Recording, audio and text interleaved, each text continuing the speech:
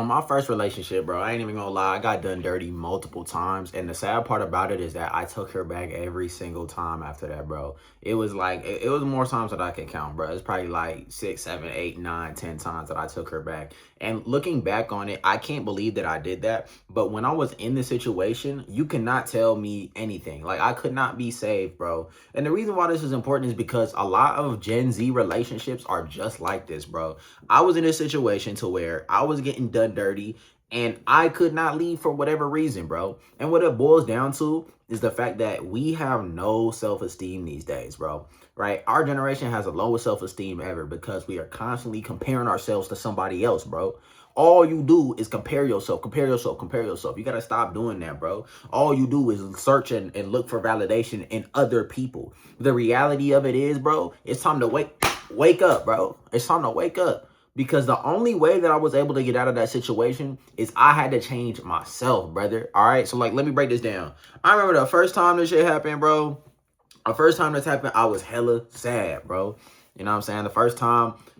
And this is how it went down, too. And I think I've told this before, right? So, basically, what happened was I gave this motherfucker everything. I gave this whole everything I had, bro. It was my first relationship. I had been taught in the past, you know, from my parents, from Disney Channel. Oh, you supposed to treat a girl like a damn princess. That shit don't, bro. No, bro, no. But I was doing everything I could, bro. Right. All of a sudden, she lose interest. She go fucking on another dude. You know what I'm saying? And in the back of a car. You know what I'm saying? And she come running back to me, and here I am.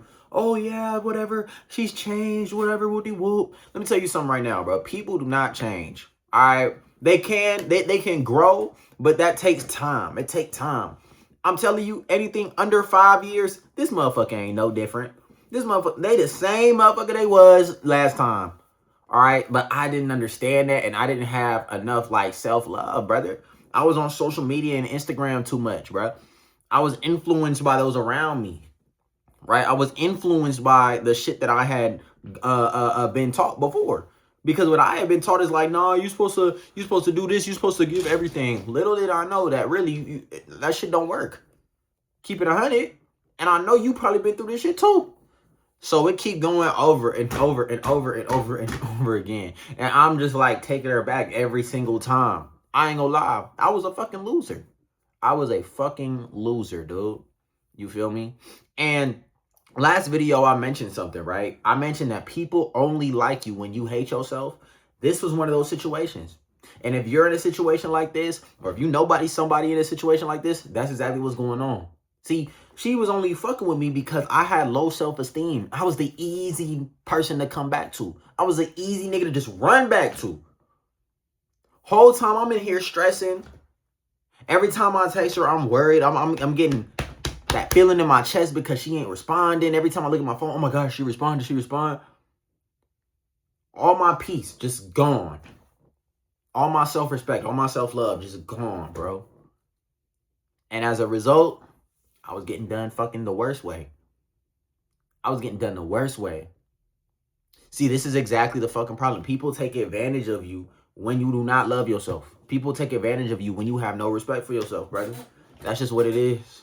That's why you got to put your foot down. That's why anytime you're in a relationship and somebody has demands or whatever, oh, you got to do this, and that, you better have equal demands as well. Shit can't be one-sided because it's going to be bad. And the reason why I'm bringing this up is because I know a lot of relationships is like this. I've been watching Love Island, bro. And this girl, Melanie, is dating this nigga named Sincere. This nigga Sincere is doing her so dirty. But she will not leave. It's like, what's wrong with you? But I had to take a step back and wonder, like, why is this shit making me so mad? And it's because I used to be in the same position. I was getting done dirty and I wouldn't leave no matter what any nigga told me. I could not be saved. You couldn't save me, my nigga. I didn't want to be saved. Because the truth of the fucking matter is, as sad as it is, when you will have that level of low self-esteem, when you have to search for like love in other people, which is, let's be honest, 90% of Gen Z, bro. Most of, especially young men, right? Because I feel like a lot of young men, they're very like lonely, right? And you don't really have an idea of what it's like to be wanted. You know what I mean? So when you get that first taste of it, you go overboard. You do what I did, right? You lose all self-respect because you think, and it's not even just the first one.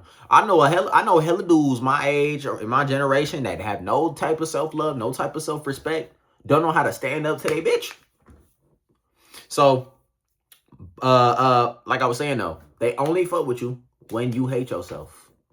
They only fuck with you when you have no type of spine, no type of backbone, bro.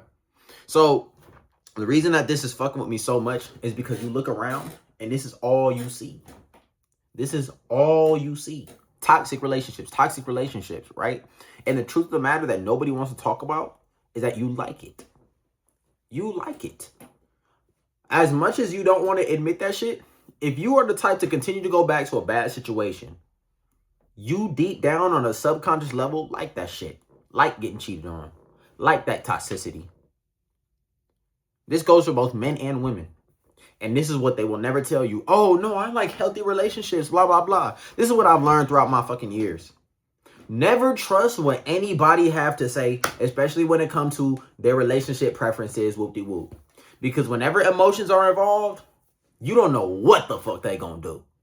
And the truth of the matter is that it's people in relationships to where they will literally get cheated on and go right back.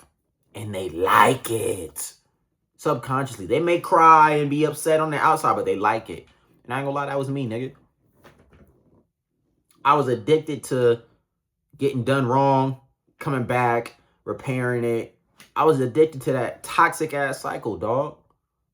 And it literally took me having to move away to go to college and be in a whole new environment and learn who I was as a person to break out of that toxic ass cycle, bruh.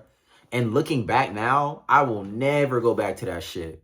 And you can never go back to that shit in a relationship, bro. Always, always, always stand up for yourself. And I know it's easy to say, but when you're in that relationship, I promise you, bro, it's easier said than done.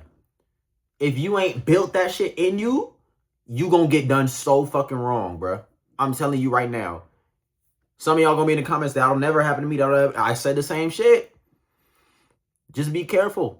Be real careful, bro. Because it's easy to slip and fall into that shit, man. It's easy to slip and fall into that shit. Especially in this generation. Especially in a time where people don't give a fuck about you, bro.